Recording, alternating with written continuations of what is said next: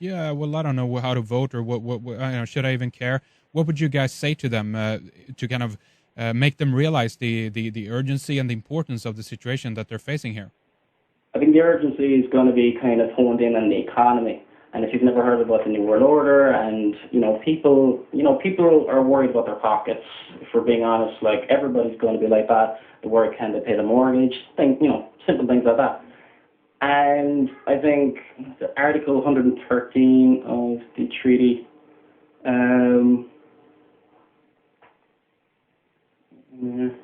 We actually, Henrik, there's actually Anthony Coughlin, which has been absolute amazing the last time round, and he is actually put out 13 reasons why we should consider voting no for on the Lisbon Treaty. You're talking about, sorry to cut you off, you're talking about Anthony from Wise Up Journal now?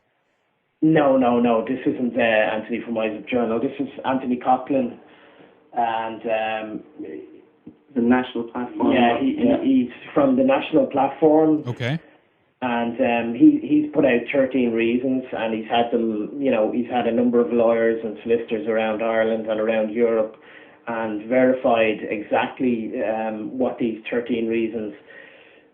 Taken exactly from the new constitution, which is the Lisbon Treaty, and he's pointed out, a number of things that will affect Ireland, for citizenship and the economy, taxes, and all sorts of different things, and about the Irish Commissioner, and really we're pointing out to people. The government seems to think that the European elites have given us guarantees, but these guarantees are not legally binding, and this is one thing that we need to stress to people, that the guarantees given to the Irish are not legally binding.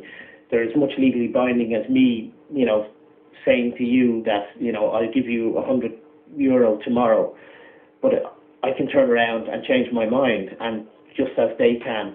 There's nothing being changed in the Lisbon Treaty this time round. It's the exact same document we voted no. It's a very similar document to what the Dutch and the French turned down last time. Yes. And this is something that we need to stress to people. Nothing has changed.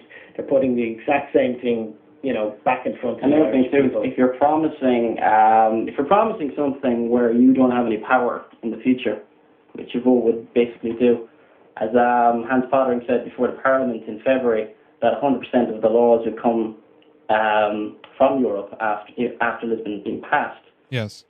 And the thing about that is, it's like saying the janitor is going to promise something only the manager can promise. It's just not going to happen. They're under the thumb, basically, if there is all the power has been handed away. Even if, there was even another point I'd like to make to people as well. Even if this was a great treaty, even if this, there wasn't anything very underhand about it, Article 48 of the treaty is basically giving the European elites a blank check to change whatever they want within it. And all they just need is the Prime Ministers to meet up in the Council and change what they want in the treaties without having to go before the people. Even if there's nothing bad in this treaty, they can put something much worse in there. Yes. And people need to look at that, and people need to demand their rights back. And I think people out there, they got to get a little bit angry. That's damn right. And if they don't do it soon, they're going to lose everything. And, and sometimes I try not to scare people by saying that to them. But if you do not, if something inside you doesn't stir you up, you're going to lose everything. That's right. Yeah, and you're absolutely right. I mean, they could literally, as you say, change everything afterwards as well. They have basically written in one of the paragraphs there, whatever that. Oh, by the way, in pure English, so to speak, not the Euro language that they sometimes use when they write, in these referendums and so forth and the treaties. But basically, if there's something we haven't thought about here that we might want to change afterwards, we have the right to do that too. And this is going to totally override everything in regards to national governments, and we're basically signing it away. And we up here in Sweden, I know in England as well, they just ratified this. It went through our parliaments, super quick. It took like a couple of hours and it was done deal. And I haven't asked anybody. So again, the importance here and the focus is now on Ireland and how also other people from around Europe can kind of affect Ireland and Irish people to give them the right information. I know that there is one site who had a little bit about this kind of a petition and so forth last time around. It was called irishfriendsvotenofforme.org or something like that. And I think that they're going to start up a second one as well. And that's something that people can do, at least if they're from outside Ireland in the rest of Europe. Go in on that site, sign up, and just, in some way get the message across to Irish people again that a lot of European people here are actually against this, and it's important that the Irish people know this, I feel.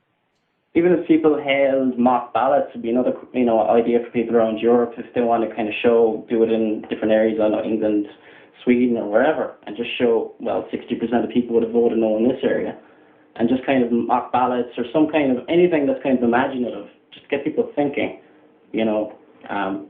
Also, Hendrik, there's actually a number of protests taking place, in the Czech Republic. They're holding, I think, about 3 protests outside the Irish Embassy, and they've actually contacted us and asked us for a copy of the paper so that they can have it printed to bring along and hand out outside the Irish Embassy in the Czech Republic.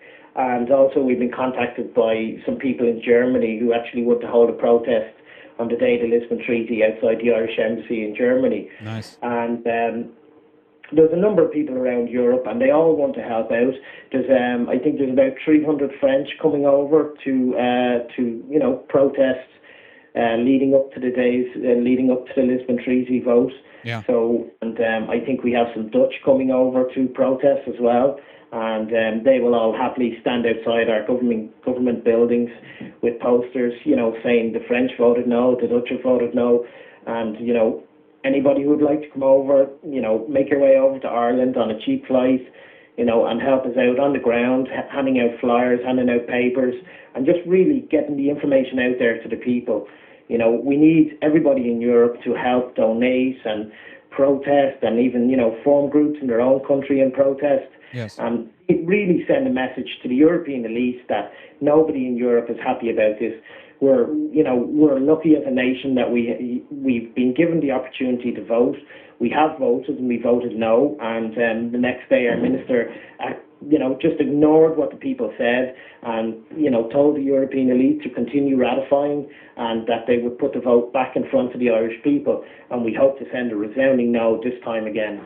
Absolutely, wonderful to hear that. And again, for people then who are and have the possibility to actually come from other European countries and go to Ireland, just for the matter here, clarify for me: is the vote on 2nd of October this year? And if so, when would you recommend that people actually, or when would you guys recommend that people actually go over there? A few days ahead of time, the day the vote is on, or what would you say? Anytime they can, Henrik, coming up to the vote. The vote is the 2nd of October, which is a Friday, which might be good for the no side, because some people mightn't bother going to the polling stations, but the no people definitely will. The no people are more, determined to vote. But the week leading up to the Lisbon Treaty, the week beforehand, there's going to be all sorts of marches and protests, and there'll be all sorts going on. But even if you want to arrive on the day or the day before, everything will help. And there's plenty of cheap hostels and hotels around Ireland everywhere, and every bit will help. Can people who are listening contact you guys in a way if they want to hook up, or are you in Belfast right now? Will you be around that day, or do you have plans yet for where you're going to be and what you're going to do? We're actually based in Dublin, but we have Paul here is actually from Cork, and I'm from Dublin, and we have people in Galway, and we've people from all the major cities around Ireland and the small towns. But if people want to get in contact, just go on to the Truth Coalition website, or the sovereignindependence.org or truthcoalitionireland.org, and drop us an email, get in contact. We'll respond as quick as we can. We are quite busy with emails and a number of people contacting us, but we seem to get back to people within 24 to 48 hours. And if they want us to try and help find them accommodation or anything like that, we'd be only happy to help. Plus, the thing too, people have been, reading about the subject for many, many years, and they're kind of wondering, is there anything I can do? Yes. This is a wonderfully exciting time at the same time. It's daunting in some ways, but it's exciting because there is movement. 2-3 years ago, you're talking about, European leader mentioning that, you'd be called, crazy. But nowadays, it's not seen as crazy because, we can see right in front of our eyes, we can see what the end goal is, and they're becoming much more obvious about it. And the fastest way to make